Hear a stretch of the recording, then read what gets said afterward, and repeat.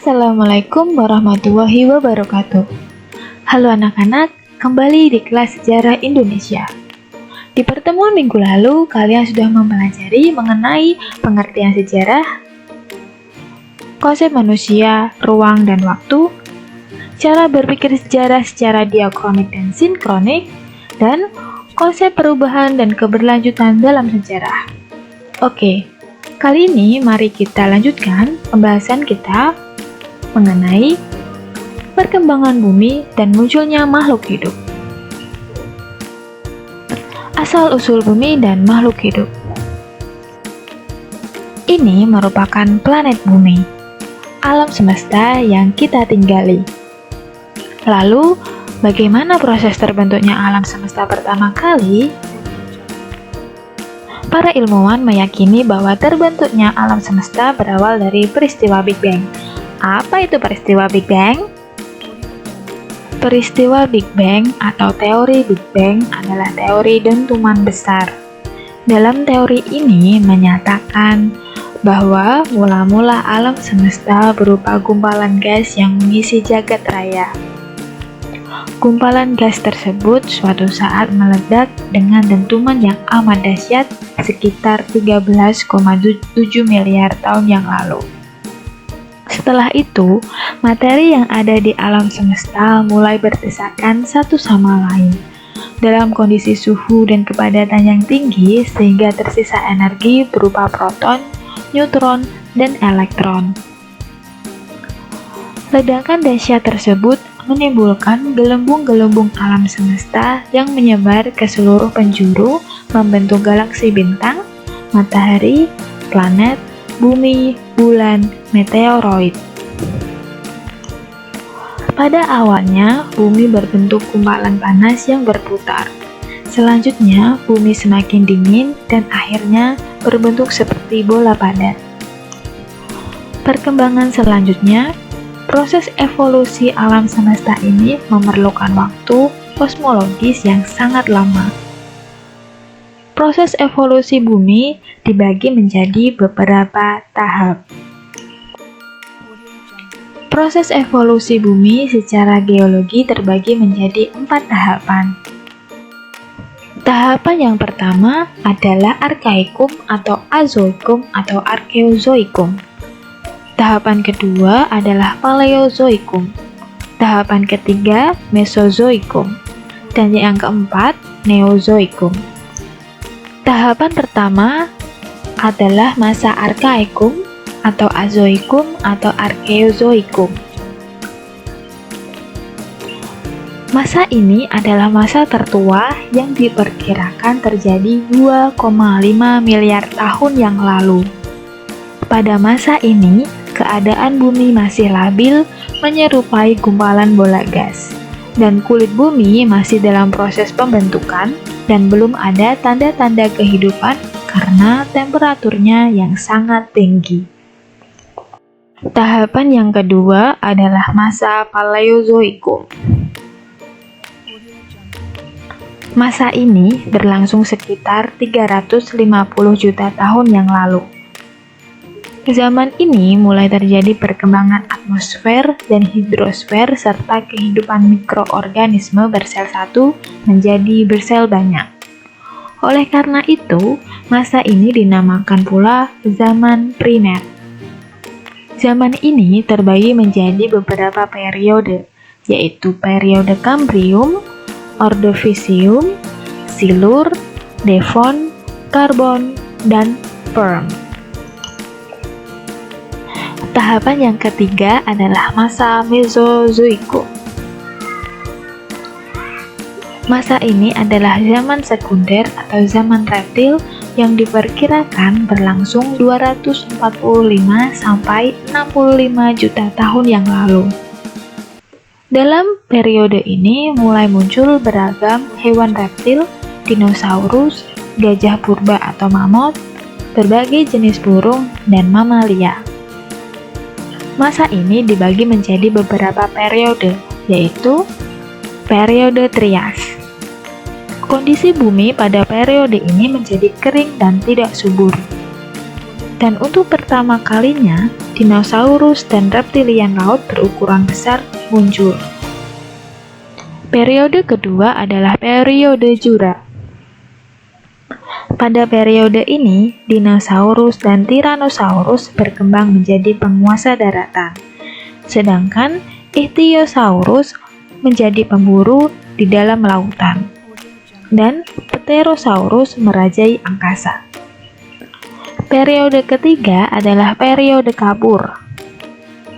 Pada periode ini, dinosaurus mengalami kepunahan karena terjadi perubahan drastis iklim dari iklim hangat menjadi iklim dingin. Adanya perubahan ini mengakibatkan dinosaurus tidak dapat menyesuaikan diri, sehingga terjadi kepunahan. Tahapan yang terakhir adalah masa Neozoikum. Dalam masa ini, zaman purba baru yang dimulai sejak 60 juta tahun yang lalu. Masa ini dibagi menjadi dua tahapan, yaitu zaman tersier.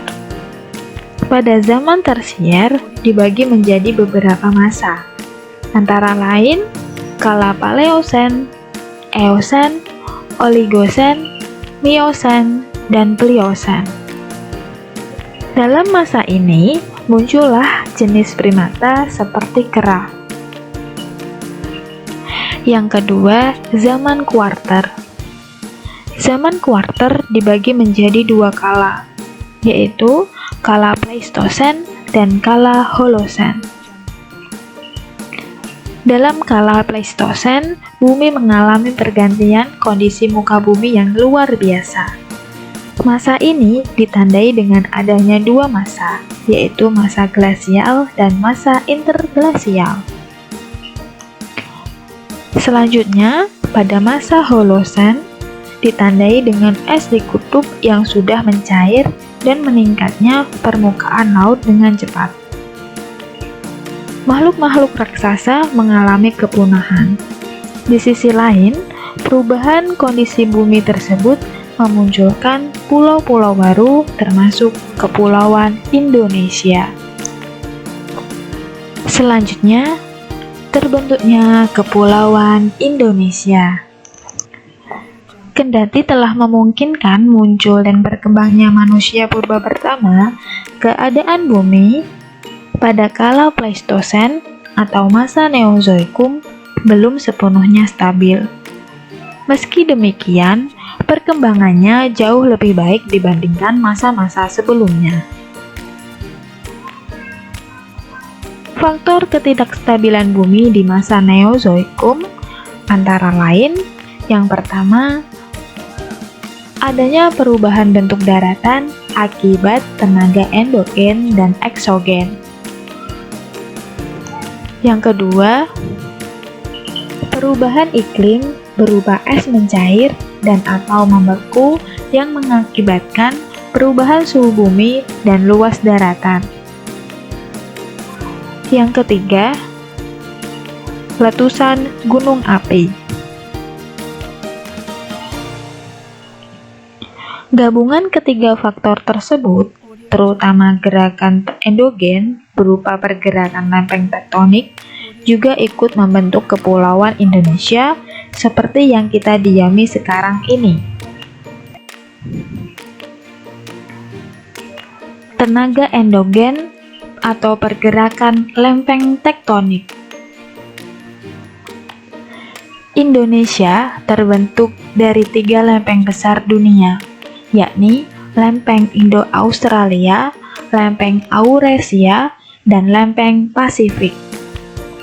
Tiap lempeng ini memiliki arah gerakan yang berbeda. Lempeng-lempeng Indo-Australia, Eurasia, dan Pasifik bergerak aktif dan bertemu pada satu zona subduksi. Pergerakan ini mengakibatkan daratan terpecah. Benua Eurasia menjadi pulau terpisah dan sebagian bergerak membentuk Pulau Sumatera, Jawa, Kalimantan, Sulawesi, dan pulau-pulau di Nusa Tenggara Barat dan Banda. Sedangkan benua Australia sebagian terpecah membentuk Pulau Timor, Kepulauan Nusa Tenggara Timur, dan sebagian Maluku Tenggara. Proses yang berlangsung jutaan tahun itulah yang membentuk Kepulauan Indonesia. Pergerakan subduksi antara dua lempeng menyebabkan terbentuknya deretan gunung berapi dan palung samudera. Selanjutnya, tenaga eksogen. Tenaga eksogen adalah tenaga yang berasal dari luar bumi yang sifatnya merombak bentuk permukaan bumi hasil bentukan dari tenaga endogen. Secara umum, tenaga eksogen berasal dari tiga. Yang pertama, atmosfer, yaitu perubahan suhu dan angin. Yang kedua, air, yaitu berupa aliran air, siraman hujan, hempasan, gelombang laut, gletser, dan sebagainya.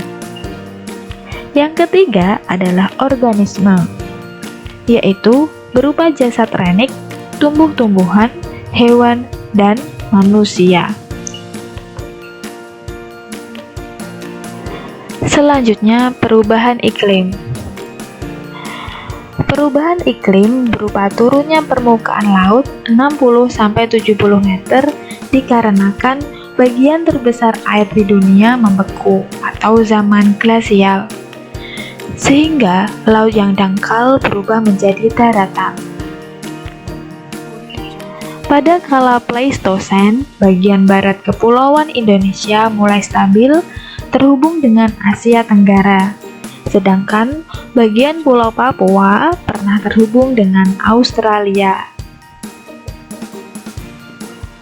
Daratan di wilayah barat yang menghubungkan Indonesia dengan daratan Asia Tenggara disebut paparan Sunda. Sedangkan di wilayah timur, daratan yang menghubungkan Pulau Papua dengan Australia disebut paparan Sahul.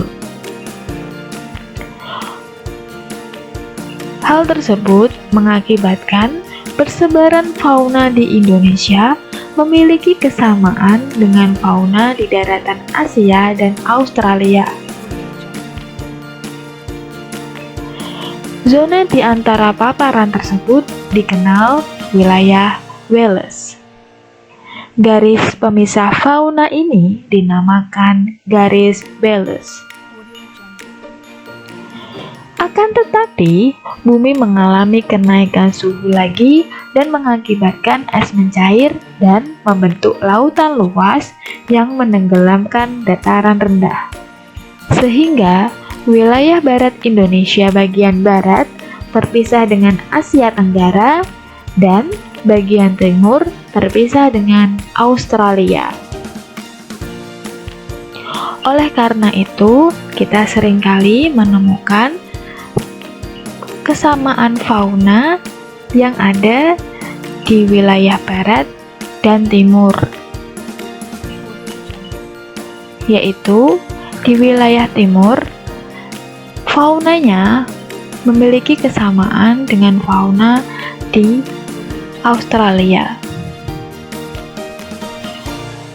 Sedangkan fauna di wilayah barat memiliki kesamaan dengan fauna di Asia Tenggara.